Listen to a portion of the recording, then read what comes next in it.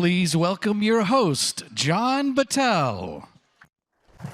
All right. Come down, guys. Everybody come down. We have some room here in the front. We want to fill this place up because we're sold out on the in-person, so we want to show all our wonderful speakers that. So come on down and sit in the front, and we can see your smiling faces. This is the 12th year of Signal, a dozen years of Signal. It's extraordinary. Raise your hand if you've been here last year when we had sort of a half-full auditorium. Thank you for coming back. That was our first year where we had, people in the room after 3 years. This is the first year that we have almost every single speaker here on stage. Last year it was about half and half, virtual and on stage. And we only did about half full in the auditorium, and this year we're doing full. But we also have 5,500 of you. Am I looking in the right place here for the cameras? Yes, thank you. Hi to the 5,500 of you from some 80 plus countries around the world. Thank you for joining us as well. Not to mention the hundreds of people at Centrifuge and the hundreds of interns downstairs in the conference center. And I have to mention everybody because it's all a part of the show. At the back of your badge, they don't let me wear a badge up on stage, but on the back of the badge, you'll see a QR code. And it's important that even the folks in the room hit that and download the Hop-In application, because that will allow you to put your questions in and comments and thoughts and so on, and join the thousands of other folks online in conversation, if you wish to.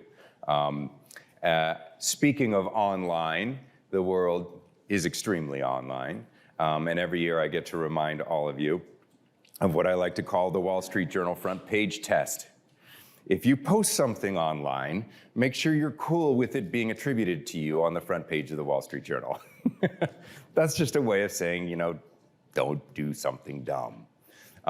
However, we are very interested in the world being aware of how extraordinary this program is, because every year we work very hard all year long to bring these incredible people to the stage to help all of us understand and learn from what's going on in business right now and how we can apply those insights over the next 12 months to create positive business outcomes. And that is absolutely the focus of this year and every year's Signal. So I think I've hit everything I need to hit. The energy's back, bring it. And let's start with your CEO, Jon Moeller.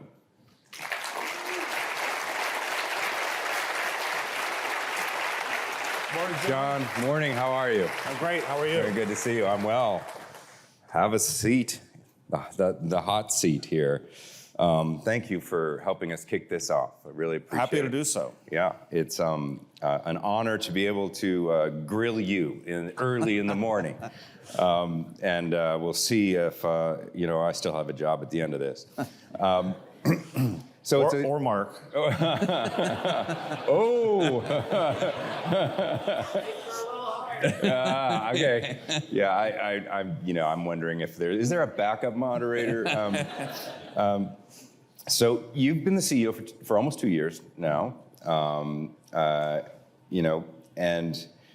so I want to start with this. What's been the most surprising thing about your tenure so far as CEO? Many surprising things. I think the most surprising to me has just been the benefit from and the realization of the incredible talent, creativity, and commitment of P&G people. If you look back at the 2 years that you mentioned, COVID, the largest land war in Europe since World War II, highest consumer inflation in 40 years. In those 2 years, the combination of commodities, foreign exchange, transportation costs wiped out 50% of our profit. And what was your response and reaction? You overcame all of it. So we delivered 3% earnings per share growth last year. This year we're forecast to deliver earnings per share on par with or ahead of a year ago. And you did that while accelerating our top line. And that top line growth is very broad. It's across every category in the company for both of those years. I don't remember a period of time like that. You did that while investing in innovation, in brand building, and market growth, so that we hold a stronger hand looking forward than we've held in a long time. So I always knew that P&G people were intelligent, creative, committed. But when you raised the bar, I was surprised. I didn't know that we could do that. And the reason I mention that is that's why we're here today, is to raise the bar again on the superiority of our products, our packages, our communication, our go-to-market capability, value for consumers and customers, to recommit ourselves to productivity, to continue constructively disrupting our business and our industry, and to do that with an organization and culture that's ever more effective and efficient. So I'm excited to see what you can do next. And I hope that these sessions give you some ideas and inspiration for how that can come to life. Well, that's the design. In preparing for this, I was reading a number of talks you've given and some articles about you. And there was a consistent theme, a phrase that if you unpack it, it's quite a read. There's thousands of words, but I'll let you summarize the physical laws of the economic universe. In particular, I'm interested in this concept of balance. Yeah, there were two of those that I think unlocked for many of us once we embraced them a very different way of thinking, a different way of working, a different way of viewing success. And those two were balance. The way it's articulated is better be balanced. I'll come back to that. The second was the importance of being a disproportionate driver of market growth. The way that's articulated is market matters. So creating business versus simply taking business, a much more sustainable and profitable way to grow. But back to balance. We weren't balanced as a company. I was part of that for a period of years. We careened between the rails of the prioritization of top line growth and bottom line growth, and back, neither of those worked. So we started talking with each other about the need for balance across the top and bottom line. And I started that with a kind of trite saying, which was top line with no bottom line, a waste of time.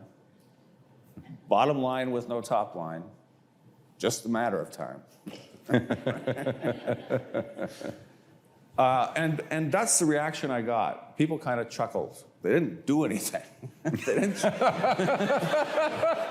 didn't change their behavior. So we developed a chart that we've used at every leadership team meeting for the last 15 years. They sometimes get tired of it, I don't. But it attempts to show what you would have to believe if you endeavored to grow total shareholder return in the top third of our peer group, which is our objective, entirely through the top line or entirely through the bottom line. And if you endeavored to do it entirely through the top line, you would need to believe that this company could grow organic sales 8% every year. We've never done that. Our industry's never done that. So to count on that as a path forward seems risky. On the other hand, if you endeavored to do it entirely through the bottom line, you'd have to believe that we could grow about 180 basis points of margin every year. So 5 years, essentially 10 margin points. in a very competitive industry. And as a company, it's taken us 187 years to grow 22 margin points. I don't think we're going to grow 10 margin points in the next 5 years. So we have to deliver both top and bottom line. That discussion moved the needle a little bit, but there was still kind of disbelief and discomfort with the need to do both of those. And the chart actually got referred to as John's math, as though it were fake. So I thought, okay, one more crack at this. Let's look at the voice of the market, and what does the market tell us? And if we look at the correlation between our top line growth rate and our stock price, would you think that that's a tight or high correlation or a low correlation? What do you think? It's very low. It's 11%. So if all we do is grow top line, the market's unlikely to be very happy with what we're doing. So therefore, the value creation must be in the bottom line. The correlation between our bottom line and our share price is high or low. Also low, 17%. So delivering just one of those will not move the needle. When we combine them into a measure that you're familiar with, operating total shareholder return, which requires both top line growth and bottom line growth, the correlation jumps to 67%. So hopefully, if you haven't been convinced already, when you come to ask me, which of these is more important, you know the answer. It's both. So that's a balance point. Now, one more thing on balance. We started this discussion, and we've had it this morning with top and bottom line, but the world demands more from us now. We need to delight consumers, customers, each other, society, and share owners, all at the same time. And I'm convinced that if we fail to do one of those, we will fail to do all of them. So, as you approach your work, as you approach, raising the bar as we come out of these sessions, please keep that in mind. We have a number of very important constituents which we're delighted to serve and must serve holistically and completely. So I want to ask you about the theme. We're raising the bar, but we're resetting it because of the changes that, looking back, that you mentioned in your first answer, all of the, almost constant change and seeming chaos, that we have to ask different questions of our business. That's sort of behind, at least my understanding of the resetting the bar. But when you think about that phrase, what comes to mind? I think about it certainly that way, but also through a slightly different lens, which is just the incredible opportunity that we have. I talked earlier about the last 2 years. Let me just briefly go back to the last 4 years. Again, if we were having a conversation 4 years ago and we would have told each other, look, here's what's going to happen. There's going to be a global pandemic. People are going to die. Borders are going to be closed. So you're not going to be able to get to your largest markets. The people in those markets aren't going to be able to get to you. Supply chains are going to be completely disrupted. People aren't going to be able to get into the manufacturing facilities, into the innovation centers, into the sales offices. And as I said earlier, don't worry, that's not all that's going to happen. We're going to have the largest land war in Europe since World War II, highest consumer inflation in 40 years. Foreign exchange commodities, FX, are going to wipe out 50% of your profits. There's going to be more divisiveness, to the point that you were alluding to, both within your largest country and across the world than there's been, again, probably since World War II. And when all that's done, no one's going to want to come back to work.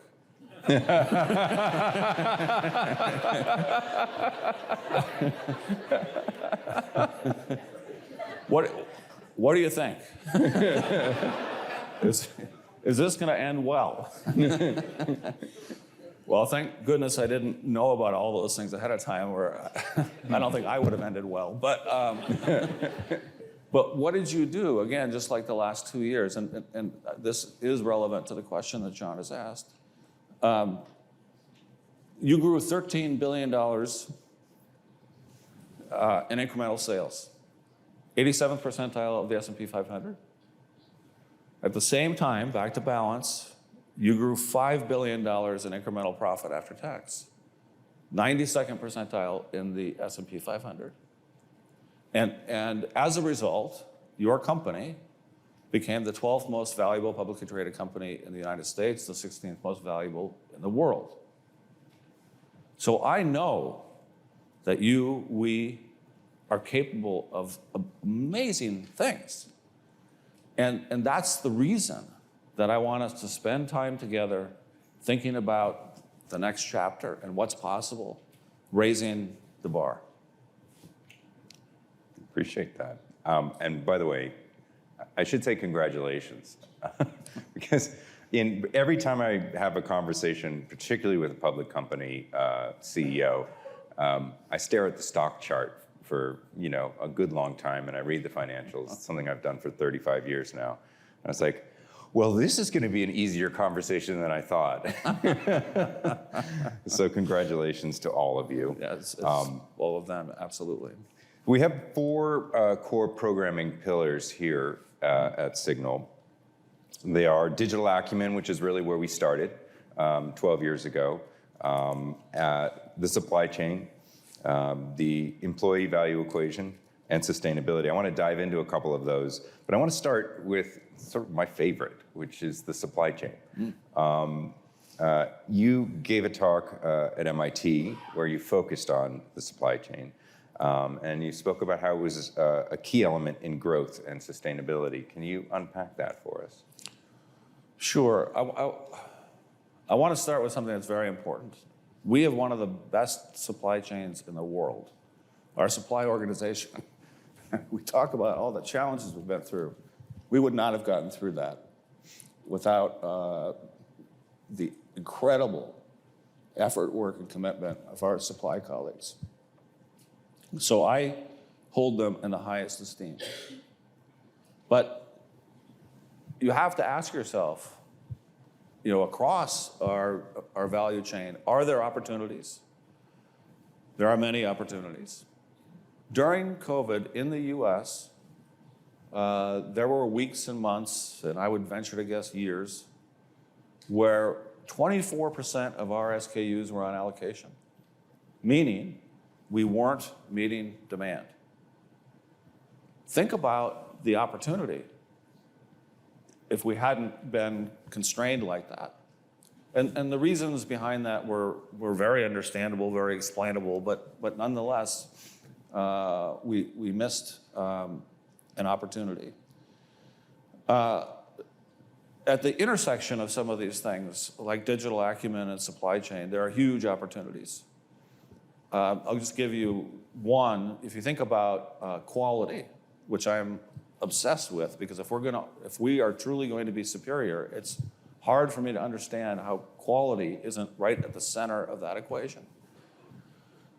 And today, largely, not entirely, but we assess quality either at the end of the line or in a warehouse after a product's been produced. And if we encounter an issue, we have to deal with all of the product that we produced since that issue occurred that's sitting in the warehouse or sitting at the end of the line.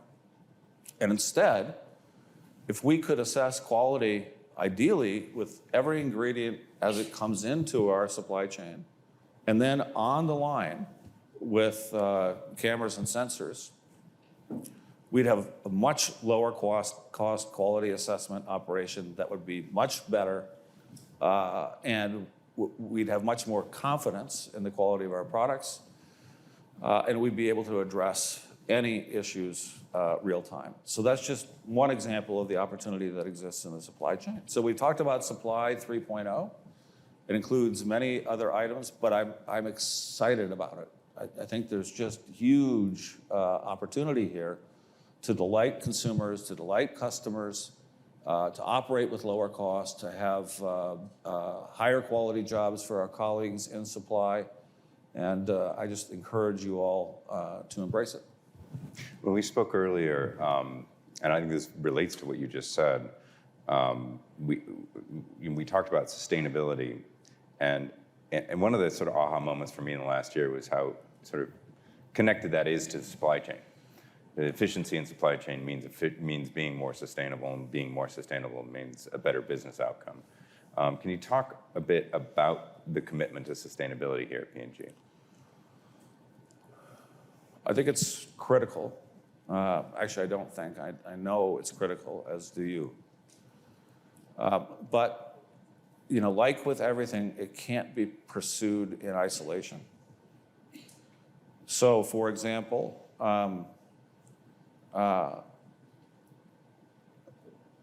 we've chosen to concentrate our portfolio in daily use categories where performance drives brand choice. We cannot compromise on performance. We have to continue to increase our performance advantage as a way to further delight consumers and customers, and we need to do it in a more sustainable way. So I'm not interested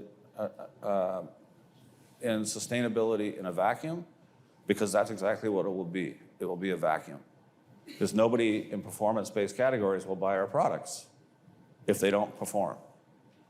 So we have to deliver both, and certainly there are aspects of that contained in the supply chain. But when I look at sustainability and the opportunities in front of us, I think they're massive. There are three areas that I think about when I think about sustainability. The first is our own footprint, and a significant part of that is our supply chain. We've done a great job on that already. Our emissions are down 57% since 2010, when we started measuring. We have plans to get to eliminate on a net basis all of them. If you look at recycled packaging material, our use of recycled materials to construct our packages is up. It's doubled in the last 2 years. It'll double again in the next 2 years. By 2030, it'll be 10 times the level that it was not many years ago. We're now in 100% recycled packaging in Europe, in our shampoo and Head & Shoulders and Pantene. Many of you are familiar with the new Gillette packaging, with the EcoClick packaging on Ariel. And these are all tremendous in terms of enabling us to reduce our footprint and do it in a way that improves superiority, doesn't denigrate it, doesn't compromise it. If you look at the EcoClick package, 70% of consumers who use liquid laundry after they have an experience with after they have the EcoClick experience want to convert. All right, so again, we're not denigrating performance or delight at use, we're improving it. So that's one column. The second column is enabling consumers to reduce their footprint. That's where a part of the largest part of our total footprint actually happens. So we talk a lot, for example, about the laundry experience. And 70% roughly of the footprint of doing the environmental footprint of doing a load of laundry comes from heating the water to do the wash. So if we can develop detergents that wash as well, or ideally better, again, back to not denigrating but enhancing, they do a better job in cold water than our competitors do in warm water, we then have the license to encourage consumers to turn that dial on their washing machine. We then have the ability to talk to washing machine manufacturers and say, look, the default setting when this comes out of your factory should be cold. We have an objective of reducing the average water temperature of a load of laundry in Europe by 5 degrees centigrade over the next couple of years. We're already down 2 degrees. So we know that this can work. And there are opportunities across the majority of our categories to help consumers reduce their footprint. The last one is very important, I think. We're not going to solve these problems on a global basis through our traditional approach. There's no company on the planet that can solve these problems by themselves or instead capture these opportunities by themselves. We've innovated for years, for 185 plus, with what I refer to as closed arms. Everything's been focused on propriety, having something that others don't. And I think that has to end. So in the area of sustainability, for sure. So one example, polypropylene recycling. Polypropylene recycling exists today, but the standard process doesn't remove odor or pigment. And so what comes out of the recycling process is not terribly usable for many manufacturers. Have you seen, I'm sure many of you have seen, if you walk along a river or a lake somewhere, you'll see those gray plastic park benches. That's recycled polypropylene. Right? Our scientists have created a process that removes odor, removes pigment, and yields 99% virgin quality resin at the end of the process. We can't justify on our own needs, we can't justify economically construction of a facility to do that. So we've licensed that to a company called PureCycle, who's now building their first full-scale production site. It's sold out for the next 5 years. And they will make it available across our industry and across other industries. Car part manufacturers, health devices in hospitals, you name it. So working together with arms open, sharing innovation with the rest of the world, we can do amazing things. We now have a process that allows us to do the same with polyethylene. Think about film, plastic film. 2 others real quick. Sorry, I know I'm being a bit verbose here, but this is exciting.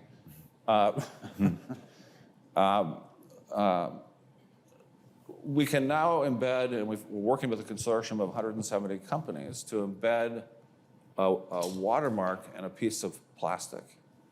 That's not visible to the human eye, but that is visible to an automatic sorter at the front end of a recycling operation.